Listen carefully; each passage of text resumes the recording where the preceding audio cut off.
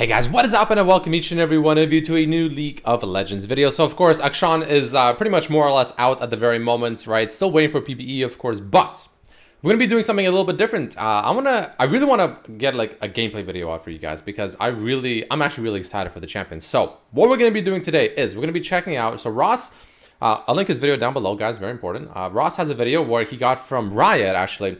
I was getting my COVID shot, so I wasn't even available during that time, unfortunately. But he got the video from Riot where it shows a Rioter playing, and he's essentially, you know, watching, reacting to it, etc., which is all good and stuff. So we're gonna be watching that same video from Ross's video because I couldn't get the Riot video. So I'll link Ross's video down below, of course. Make sure you check it out, guys. Great YouTuber, great person. And yeah, let's just watch it together and see what AKSHAN can do. So this is going to be a Rider playing him probably in one of the testing scenarios or something like that, where he's playing a mid lane. He is supposed to be a mid lane AD marksman person. All right, so let's go ahead and skip past some stuffs here. That is a lot of text on the screen. So you can see with the Q ability, you know, he's kind of zoning the Orianna there, right? He's not really giving her too much like room to breathe. Which is actually, he's gonna have a lot of zoning potential, right? Most marksmen in mid lane, a lot of zoning potential that they have. Starting with the Doran's Blade and the Potion. That is a big camera. That is a very large camera. What did he start for runes? I'm pretty sure for runes he went for press the attack. Press the attack sounds like it'll probably be the way to go.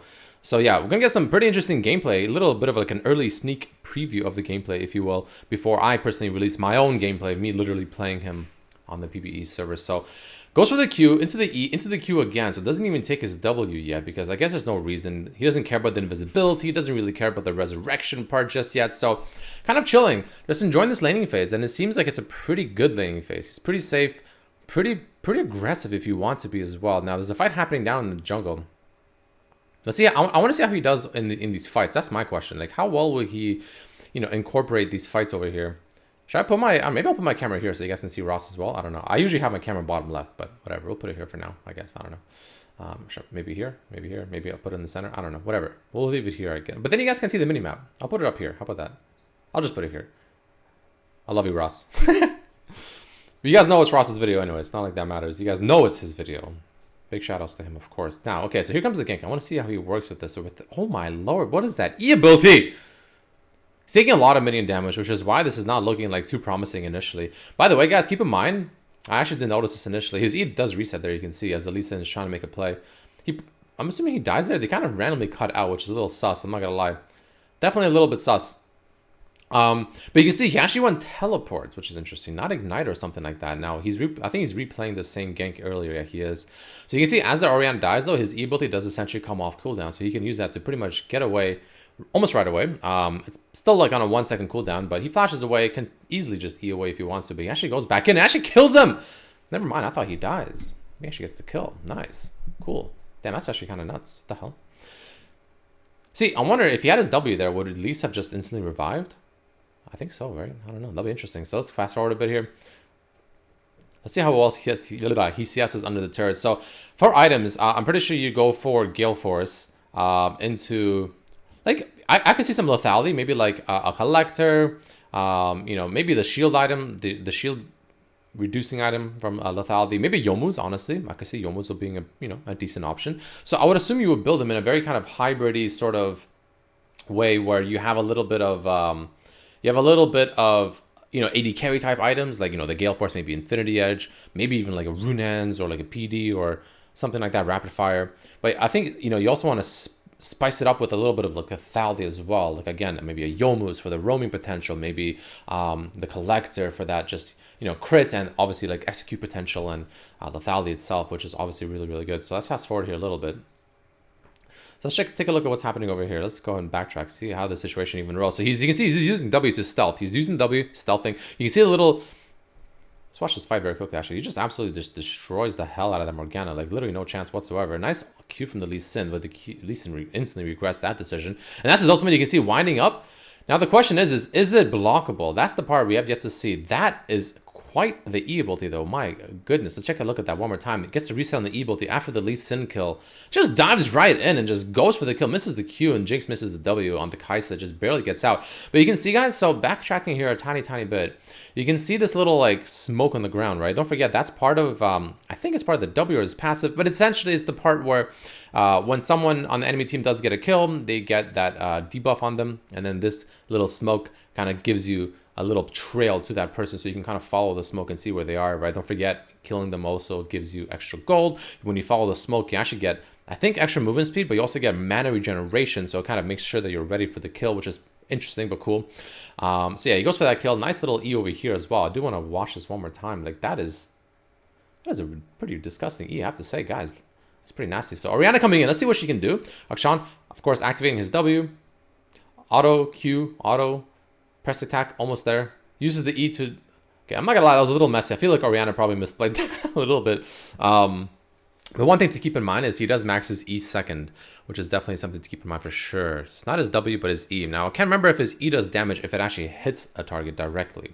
That's the part I don't remember. So let's fast forward here a little bit, see what else there is in this little gameplay of ours here, ladies and gentlemen. This is pretty interesting stuff. Okay, so actually, we don't have to fast forward anything. It's right here and ready to go. So Orianna, nice little flash play from the Kai'Sa. Or sorry, the Elise. Kai'Sa. The Zyra with the ultimate, getting on the Lee Sin. Orianna got ignited by the Zyra. I'm assuming AKSHAN with the TP in. Using the E ability, crazy range on that. Lee Sin instantly kicks him out. Doesn't want none of that. So he just says nope and goes right to the top lane. Sees the Wukong going aggressive on the Gnar. Let's see what he does here. Doesn't even activate his W. Just doesn't matter. Actually doesn't even go for the Wukong. He doesn't even care about the Wukong. He sees the fight happening in the jungle once again. Activates the W. So this is going to be interesting. Watch. This is where I think the Elise will probably die, right? So check it out. Yep, Elise dies and Zyra dies. Now watch. He's going to kill Orianna. Oh, misses the Q though. Goes for the Lee Sin. Nice dodge on the Lee Sin Q. And then as the Lee Sin dies, guys, you can see the Elise and the Zyra actually did revive right there, right? Look, watch the Elise and Zyra. Boop. Instantly revived, right? So keep that in mind. Really, really cool stuff. And he gets a quadra kill, which is pretty disgusting. So yeah, he can revive his allies like at literally a snap of a finger. So it's pretty disgusting. And the reason it's OP, I think, honestly, is on top of having the momentum, like you have the momentum that kind of gets constantly, you know, put into your team because like as a jungler, like she's revived and she just continued junglers. Like there's no downtime. You have to wait that like 20 seconds or whatever it is that you're dead. You just get revived and you just instantly go and jungle, go for an objective, whatever. Like you don't lose downtime. You don't lose all that time where you're just, you know, sitting in base, waiting to revive, missing experience, gold, you know, momentum, just pressure on the map, all that kind of stuff, right? Now here, I'm not sure why he didn't go for the kill. He has his ultimate too, it's weird, but you can see his ultimate is currently Lucian's ultimate. Obviously, this is still older gameplay. But yeah, so that's going to be interesting. Keep in mind, guys. Very, very huge momentum plays on that W passive. On top of that, if it's late game, where the death timers are like 40 or even 50 seconds, this completely cuts out, which is huge. And on top of that, if, let's say, you get like a 35, 40-minute team fight, you win the team fight, everyone revives, what happens? Well, you can just instantly go for like Baron or maybe Elder Dragon or just a dragon in general. Like just instantly go for it. I think that's the most broken part, personally, especially if you have TP. Revive and just instantly TP into this situation. Another thing you can do is, let's say your top laner dies, so let's say the Lee Sin. You kill the Lee Sin as AKSHAN, your top laner revives. The team fight is still going, but your top laner revives. And the team fight's still happening. Let's say it's, I don't know, 4v4.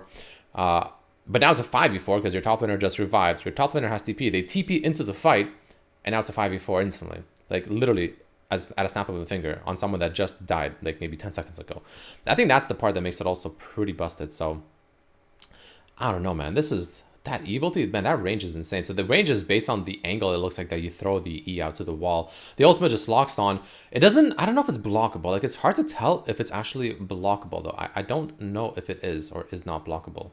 Hard to tell for sure. But yeah, that's pretty interesting. So you can see there that it just locks onto someone and it just fires away at them. It does do % missing HP. So you can see the little smoke over there to Lee Sin. So he's going to be hunting him down with this W over here, fully stealth. Lee Sin has no idea where it is. Dude, this W is like honestly a better version of Viego's W because they both go invis around walls, but Viego's is like a little more obvious because you can see the massive thing around the wall, so you know he's somewhere around that area, you know, and it kind of shows that he's invisible around this wall. But I don't know if, but it's like much harder to tell where AKSHAN is invisible around the wall because you can't see which part of the wall unless you've already saw him prior to going invisible. I don't know. That's like a little bit interesting to keep in mind. Now, let's take a look at this kill one more time. On this Orianna, I think it was. Kind of want to see how this went off. I mean, it doesn't show much of it. It just shows him just destroying her anus. Alrighty then. So for the items, as you can see, goes for the Gale Force, goes for the Collector, of course. Actually has a mobility boost, interestingly enough. Now that, I'm sorry, but what the actual F is that range on? What is the range on this ultimate? He's all the way down here, and the Lee Sin's all the way up here, and the ultimate just hits him? Huh? It's like Kaylin ultimate on steroids, lads. Okay. Just instantly kills this Morgana. Obviously the E with a reset. He can follow up if he wants to. And yeah, I don't know. That's kind of ridiculous that he can just kind of do that with his ultimate. The range is just honestly absurd. So you can see the little smoke for the Wukong there. He's following them for a little bit there. Wukong with the engage here on the top. And let's see what this fight... He's 12-3 though. He's really strong. Wukong almost kills him. Unsure what the Wukong score is. But double buffs.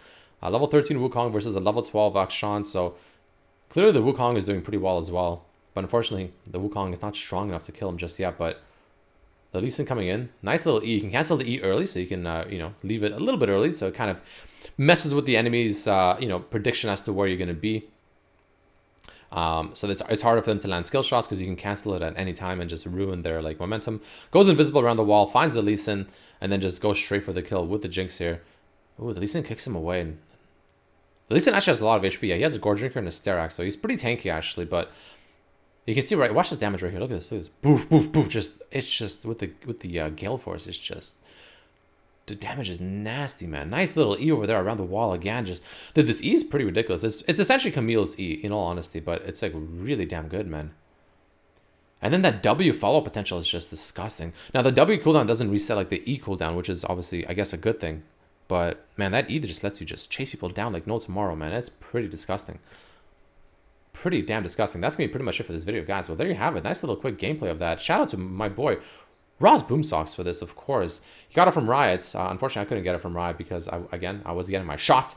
But either way, let me know what you think about it. Quick little sneak preview of the Riot gameplay footage. I'm gonna have my own gameplay footage of AKSHAN when he's out on the PBE server in a couple hours or so. So hopefully you guys will stay tuned for that. But until then, thank you for watching. See you guys for the next one. Peace.